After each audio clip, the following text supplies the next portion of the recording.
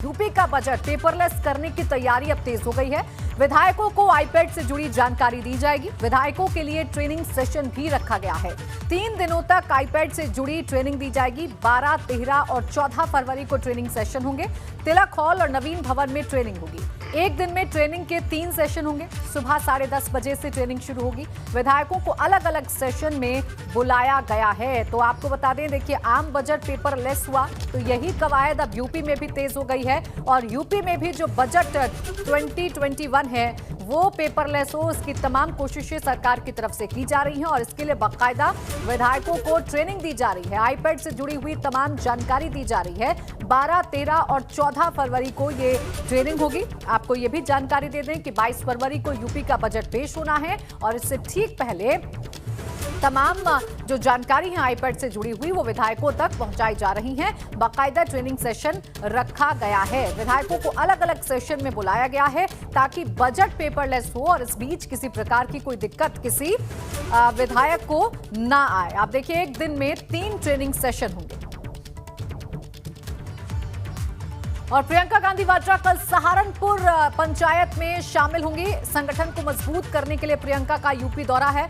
सहारनपुर के चिलखाना जाएंगी प्रियंका गांधी। कांग्रेस की महापंचायत में शामिल होंगी प्रियंका गांधी वाड्रा। तो ये बड़ी खबर इस वक्त की आपको बता दें। मिशन 2022 को लेकर प्रियंका गांधी वाड्रा अब संगठन को मजबूत करने में जुट गई हैं और तमाम कोशिशें यूपी को फतह करने की कर रही हैं। और इसी कड़ी में अब पश्चिमी उत्तर प्रदेश पर उनका फोकस है और पश्चिमी उत्तर प्रदेश को जीतने के लिए, पश्चिमी उत्तर प्रदेश में जगह बनाने के लिए अब दौरे प्रियंका गांधी ने शुरू कर दिए हैं। सहारनपुर निकलेंगी प्रियंका गांधी वाड्रा और वहां पर चिलखाना में महापंचायत में शामिल होंगी। 13 फरवरी को फिर मेरठ और बिजनौर का भी दौरा है। 19 फरवरी को मथुरा में रहेंगी प्रियंका गांधी और 20 फरवरी को मुजफ्फरनगर के दौरे पर रहेंगी प्रियंका गांधी। यानी पूरे पश्चिमी उत्तर प्रदेश में संगठन को मजबूत करना एकमात्र उद्देश्य प्रियंका गांधी वाड्रा का।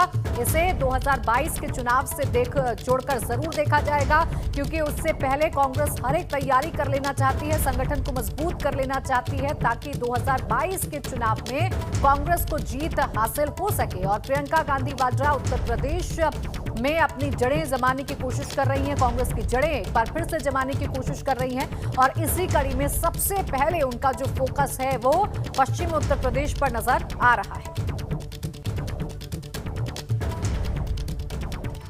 झांसी में एक मकान खाली कराने के लिए पहुंची पुलिस की ज्यादती सवालों के घेरे में है, जिसका वीडियो सोशल मीडिया पर वायरल हो गया है। रिपोर्ट। कोर्ट के आदेश पर पुलिस यहां मकान खाली करवाने पहुंची थी, लेकिन यहां की तस्वीर देखकर तो हर कोई हैरान रह गया। मामला झांसी के थाना नवाबाद क्षेत्र के झोकनबाग का है, जहां पुलिस वाले किराएदार को सड़क पर घसीट कर निकाल रहे हैं।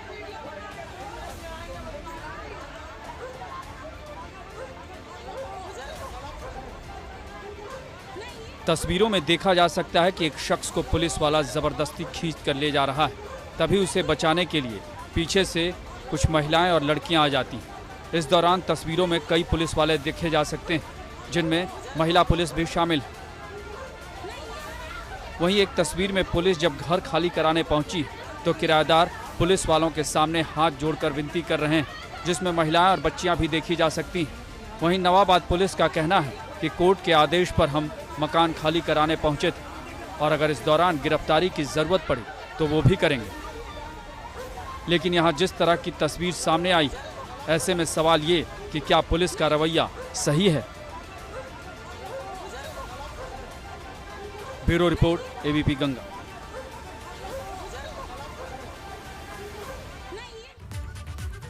और चलिए सीधा रुख कर लेते हैं लोकसभा का, जहां गृह मंत्री अमित शाह इस वक्त बोल रहे हैं। दी है जिसमें परिवर्तन संभव है। एनटीपीसी परियोजना के 12 व्यक्तियों को एक टनल के अंदर से सुरक्षित बचा लिया गया है। रूसी गंगा परियोजना के भी 15 व्यक्तियों को घटना के समय ही सुरक्षित बचा लिया गया है। एनटीपीसी परियोजना की एक दूसरी टनल में लगभग 25 से 35 लोगों को फंसे होने का अनुमान है।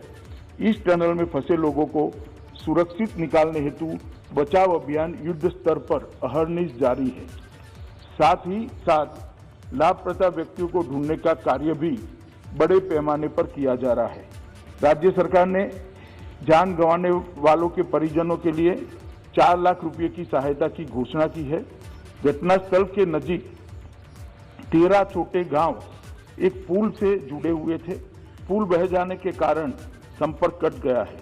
इन गांवों के लिए रसद और जरूरी मेडिकल सामान हेलीकॉप्टर द्वारा लगातार पहुंचाया जा रहा है। केंद्र सरकार द्वारा स्थिति की निगरानी उच्चतम स्तर पर की जा रही है। माननीय प्रधानमंत्री जी स्वयं स्थिति पर गहरी निगाह रखे हुए हैं। गृह मंत्रालय के दोनों कंट्रोल रूम द्वारा स्थिति पर 24 घंटे नजर रखी जा रही है और राज्य को हर संभव सहायता मुहैया की जा रही है। विद्युत मंत्रालय के माननीय राज्य मंत्री स्वतंत्र प्रभार ने घटनास्थल का दौरा किया और चल रहे राहत एवं बचाव कार्य का भी जायजा लिया है। आईटीबीपी ने अपना कंट्रोल रूम स्थापित किया है और उनके 450 जवान सभी जरूरी साजो सामान के साथ घटनास्थल पर राहत और बचाव अभियान में लगे हुए हैं। एनडीआरएफ की 5 टीमें घटनास्थल पर पहुंच चुकी है और राहत और बचाव अभियान में लगी है। आर्मी की 8 टीमें, जिसमें एक ईटीएफ इंजीनियरिंग टास्क फोर्स भी शामिल है, घटनास्थल पर बचाव कार्य कर रही है। एक मेडिकल कॉलम, 2 एम्बुलेंस भी घटनास्थल पर तैनात है। नेवी की एक गोताखोर टीम भी घटनास्थल पर बचाव कार्य में के लिए पहुंच चुकी है।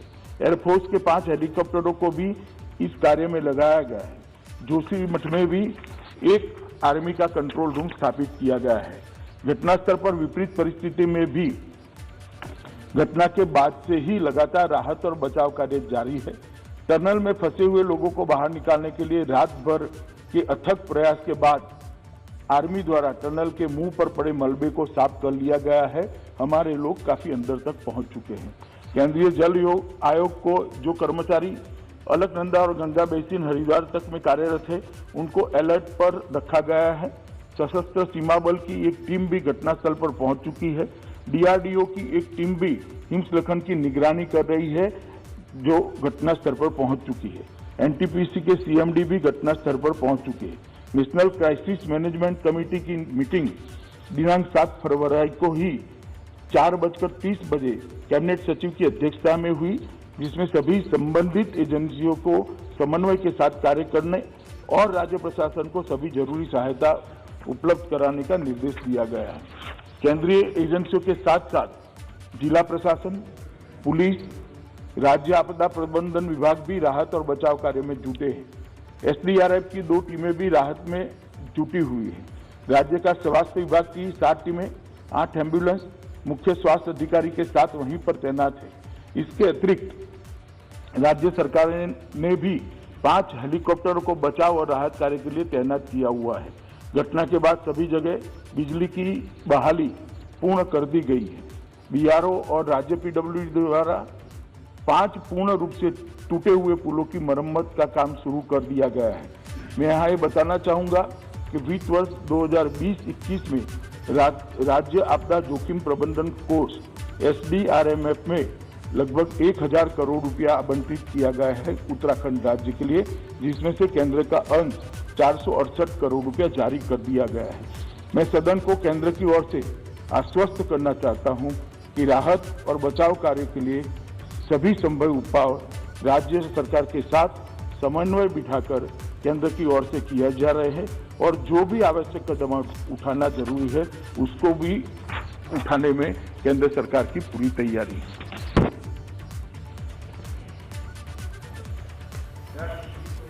उत्तराखंड के चमोली। तो आप सुन रहे थे गृह मंत्री अमित शाह को लोकसभा में उन्होंने जानकारी दी कि कितना काम हो चुका है, कितना जो रेस्क्यू ऑपरेशन है वो हो चुका है और अभी कहां पर रेस्क्यू ऑपरेशन चल रहा है। एनटीपीसी के 12 लोग सुरक्षित बचाए गए हैं, ये अमित शाह ने कहा है। गृह मंत्रालय हालात पर नजर बनाए हुए है, ये भी अमित शाह ने कहा है। टनल के पास मलबा साफ कर लिया गया है और अभी थोड़ा और अंदर घुसा जा रहा है। जो बाकी लोग टनल के अंदर फंसे हुए हैं, दूसरी टनल में 20 से 35 लोग फंसे हुए हैं। ये जानकारी खुद अमित शाह की तरफ से दी गई है। ऋषिगंगा पावर प्रोजेक्ट तबाह हो गया, ये भी जानकारी देश को दी है। आपदा में 197 लोग अभी भी लापता हैं, जिनके बारे में कोई भी सुराग नहीं मिल पाया है। पीएम मोदी भी हालात पर नजर बनाए हुए हैं। एनटीपीसी के 12 लोग सुरक्षित बचा लिए गए हैं, उनको इस आपदा से बाहर निकाल लिया गया है। ये जानकारी खुद गृह मंत्री अमित शाह के हवाले से मिली है लोकसभा में।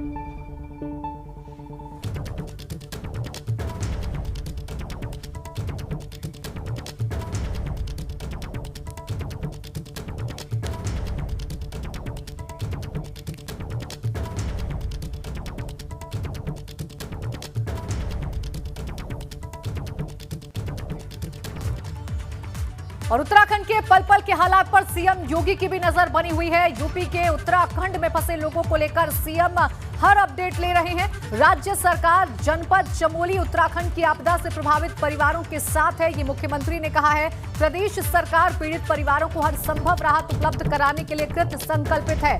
मुख्यमंत्री ने अधिकारियों को प्रभावित लोगों की पूरी मदद करने के निर्देश दिए हैं। उत्तराखंड सरकार के अधिकारियों से समन्वय बनाकर इस आपदा में घायल हुए प्रदेश के लोगों के उपचार की समुचित व्यवस्था सुनिश्चित कराई जाए, ये मुख्यमंत्री ने कहा। उत्तराखंड की त्रासदी में दिवंगत व्यक्ति के परिजनों को संबंधित जिला प्रशासन द्वारा आर्थिक सहायता और अन्य राहत उपलब्ध कराई जाए। दिवंगत व्यक्ति के पार्थिव शरीर को वापस लाने के लिए परिवार को हर संभव सुविधा सुनिश्चित की जाए, ये मुख्यमंत्री ने कहा।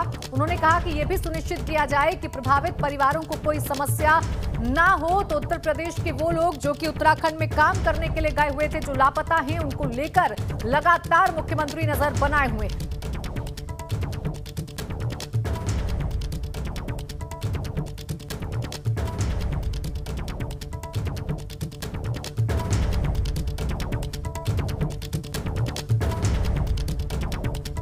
तो उत्तराखंड के हालात पर मुख्यमंत्री योगी आदित्यनाथ हर अपडेट ले रहे हैं। चमोली में ग्लेशियर टूटने के बाद यूपी सरकार ने राहत कार्य के लिए सक्रियता बढ़ा दी है। प्रदेश के मुख्यमंत्री योगी आदित्यनाथ ने उत्तराखंड से समन्वय के लिए गन्ना विकास मंत्री सुरेश राणा के नेतृत्व में मंत्रियों का एक दल भेजा है। सुरेश राणा के साथ धर्म सिंह सैनी और विजय कश्यप भी शामिल हैं। उत्तराखंड में बहुत भीषण त्रासदी हुई है। माननीय प्रधानमंत्री जी, माननीय गृह मंत्री जी, सभी लोगों ने एनडीआरएफ को, आईटीबीपी लगातार वहाँ काम कर रही है, पूरा रेस्क्यू चल रहा है। उत्तराखंड के माननीय मुख्यमंत्री स्वयं एक एक पल की जानकारी रख रहे हैं और उत्तर प्रदेश के मुख्यमंत्री माननीय योगी आदित्यनाथ जी बहुत संवेदनशील मुख्यमंत्री हैं। वो पहले दिन से ही सारे विषय पर नज़र गड़ाए हैं और उन्हीं के निर्देश पर एक टीम आज उत्तराखंड जा रही है। हम लोग माननीय मुख्यमंत्री जी से भेंट करेंगे। उत्तराखंड त्रासदी में अमरोहा के सिविल इंजीनियर विनीत कुमार सैनी का अभी तक कोई सुराग नहीं लग पाया है। ग्लेशियर टूटने के बाद से ही विनीत से संपर्क नहीं हो पाया है। टनल के पास बने डैम के पास काम कर रहे थे विनीत। जिस टनल के पास विनीत काम कर रहे थे, वहां 150 लोग काम कर रहे थे। जो उनसे बात हो सका वो नंबर 2 आपके पास होगा। को भी कोई उनका किसी का 150 जनों का कोई पता नहीं है अभी।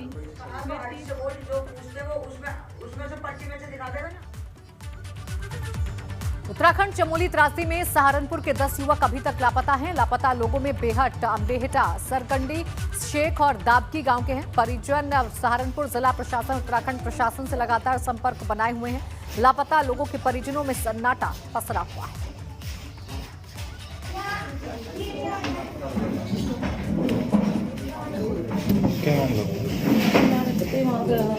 अब तक लोग से नहीं आया, कई दिन हो गए। मैं अभी उनका तो पता कुछ नहीं मिला, ना मोबाइल लग रहा उनका कुछ भी।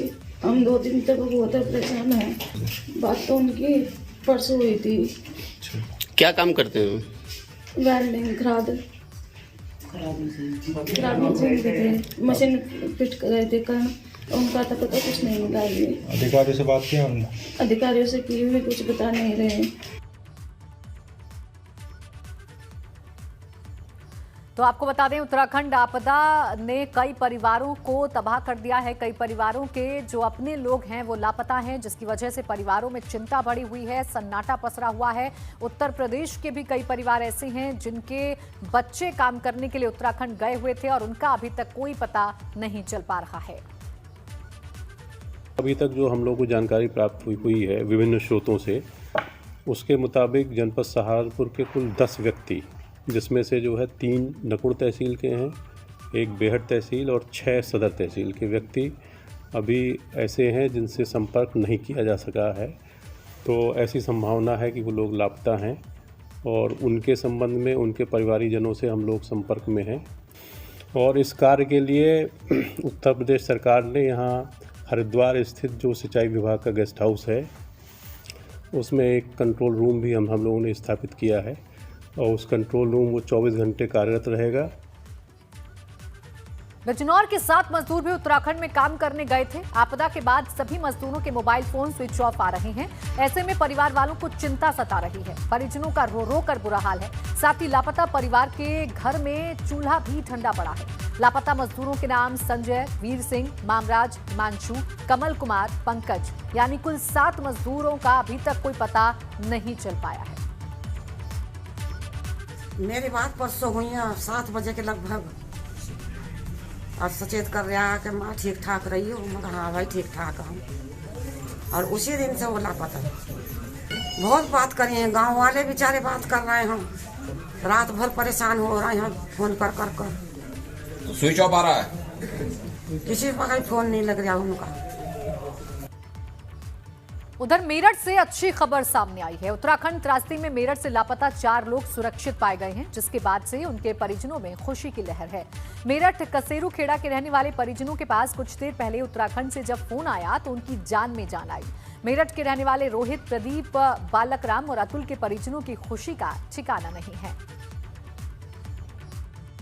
मुझे तो देखो बहुत खुशी हो रही है कि भाई से एक बार बात हो गई है और वो सुरक्षित हैं। और जो मेरे हस्बैंड हैं सौरभ जी से बात हुई है कि मैं जो से फ़ोन आया था, अब ये नहीं पता कौन सा नंबर था, किससे फ़ोन आया, पर लेकिन बात हो गई है कि हम सही है।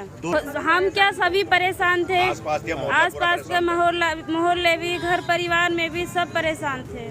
खबर वाराणसी से, जहां स्मार्ट सिटी के निर्माणाधीन कामों से मंत्री जी नाराज हैं। अधूरे कामों को देखकर भड़के राज्य मंत्री नीलकंठ तिवारी। गढ़वासी टोला के स्मार्ट सिटी के काम पर मंत्री नाराज नजर आए। विकास कार्य की खराब गुणवत्ता पर गुस्सा हुए मंत्री जी। मंत्री ने अधिकारियों को फटकार भी लगाई है। तो अधूरे काम को देखकर राज्य मंत्री नीलकंठ तिवारी भड़क गए, नाराजगी उन्होंने जताई और अधिकारियों को जमकर फटकार लगाई। दरअसल स्मार्ट सिटी के निर्माणाधीन कामों से संतुष्ट नहीं दिखे मंत्री और इसीलिए उन्होंने अधिकारियों को फटकार लगाई।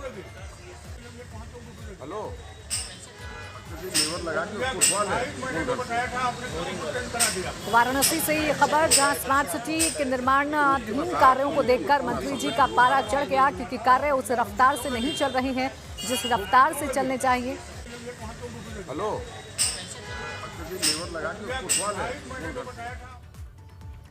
प्रदेश में अवैध निर्माण और अतिक्रमण के खिलाफ अभियान जारी है। अमेठी के एक इलाके में इसी तरह बुलडोजर ने सब कुछ ढा दिया।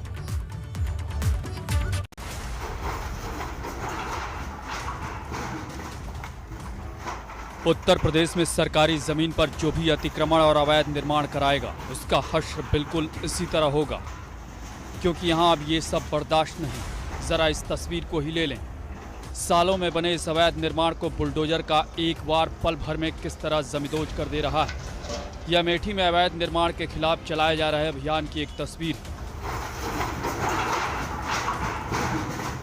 यहाँ गौरीगंज कोतवाली क्षेत्र के सैठा गांव में अवैध निर्माण पर प्रशासन का बुलडोजर चला और देखते ही देखते वो ध्वस्त कर दिया गया।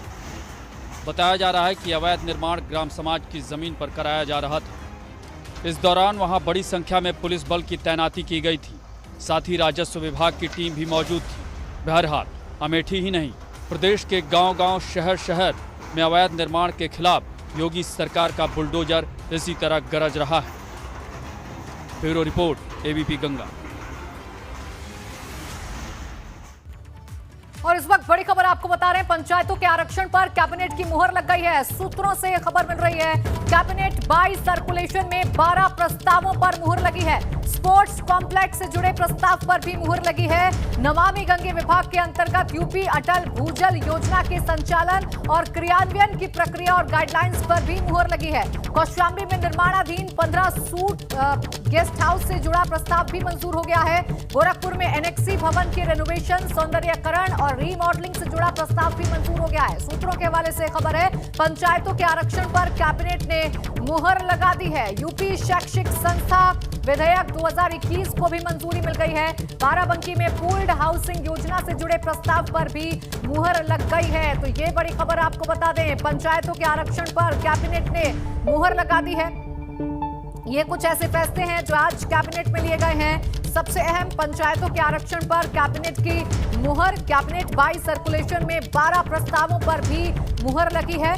कौशाम्बी में 15 सूट गेस्ट हाउस से जुड़ा प्रस्ताव भी पास हुआ है। यूपी शैक्षिक संस्था विधेयक 2021 को भी मंजूरी मिल गई है। तो ये बड़ी खबर आपको बता दें, ये कुछ अहम फैसले जो कैबिनेट के जरिए लिए गए हैं। पंचायतों के आरक्षण पर कैबिनेट ने मुहर लगाई है।